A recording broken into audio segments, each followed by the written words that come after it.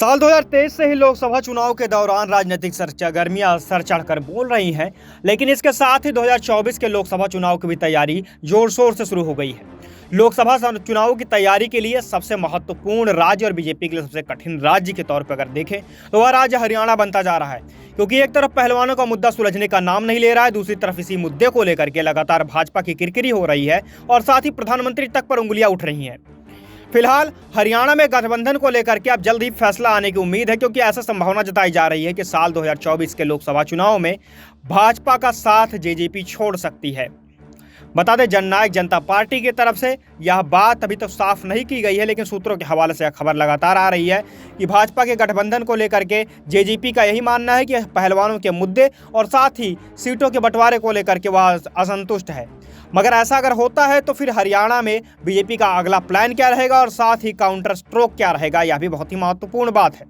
हरियाणा को लेकर BJP high command अब सतर्क नजर आ रहा है। यही कारण है कि बुधवार को हरियाणा के सियासी हलचलों पर फिर से चर्चा शुरू हो गई। दिल्ली में 2 घंटे से ज़्यादा इस बात को लेकर के जेपी नड्डा और अमित शाह में मीटिंग चली। इस बैठक के बाद लोकसभा चुनाव की तैयारियों को लेकर चर्चा भी की गई और इसके अलावा बीजेपी जेजेपी गठबंधन को लेकर भी बैठक की गई। बीजेपी के राष्ट्रीय अध्यक्ष जेपी नड्डा और केंद्रीय गृह मंत्री अमित शाह ने दिल्ली में यह बैठक बुलाई थी, जिसमें हरियाणा के मुख्यमंत्री मनोहर लाल खट्टर और प्रदेश के प्रभारी विप्लव देव, प्रदेश के अध्यक्ष ओम प्रकाश धनखड़ और हरियाणा बीजेपी के कोर ग्रुप के नेता भी शामिल हुए थे।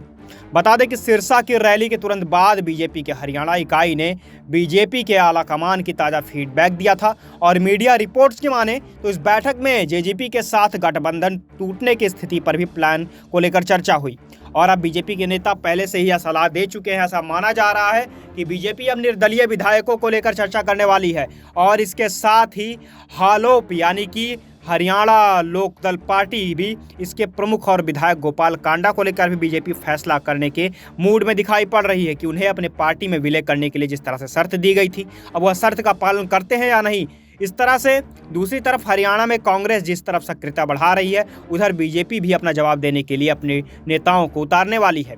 सबसे बड़ी बात है, हरियाणा के राजनीति को देखते हुए निर्दलीय विधायकों की संख्या फिलहाल 5 बनी हुई है और अगर इन विधायकों को भाजपा फिलहाल अगर निर्दलीय विधायकों के बारे में बात करें तो हरियाणा में 5 निर्दलीय विधायक हैं और इन निर्दलीय विधायकों को अगर भाजपा अपने संरक्षण में ले लेती है या अपने समर्थन में ले लेती है तो कुल मिलाकर के भाजपा का जेजेपी पर से उतना निर्भरता कम हो जाएगी और फिलहाल भाजपा को 5 अन्य विधायकों की तलाश होगी। फिलहाल हरियाणा की राजनीति में जोड़ तोड़ लगातार जारी है और एक के बाद एक चौंकाने वाले खुलासे भी हो रहे हैं, जिससे कि मनोहर लाल खट्टर की सरकार को एक बार झटका भी लग सकता है। लेकिन केंद्रीय गृह मंत्री अमित शाह को जैसा कि राजनीति का चाणक्य माना जाता है, इसलिए उनके ऊपर लगातार यह भरोसा भी जताया जा रहा है कि वो आने वाले समय में सारे मामले को बखूबी हल कर लेंगे।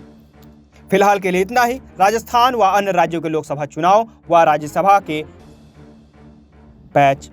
फिलहाल के लिए इतना ही। अन्य राज्यों के विधानसभा चुनाव व लोकसभा चुनाव के अपडेट्स के लिए जुड़े रहिए हमारे साथ और देखते रहिए SPN 9 न्यूज़। धन्यवाद।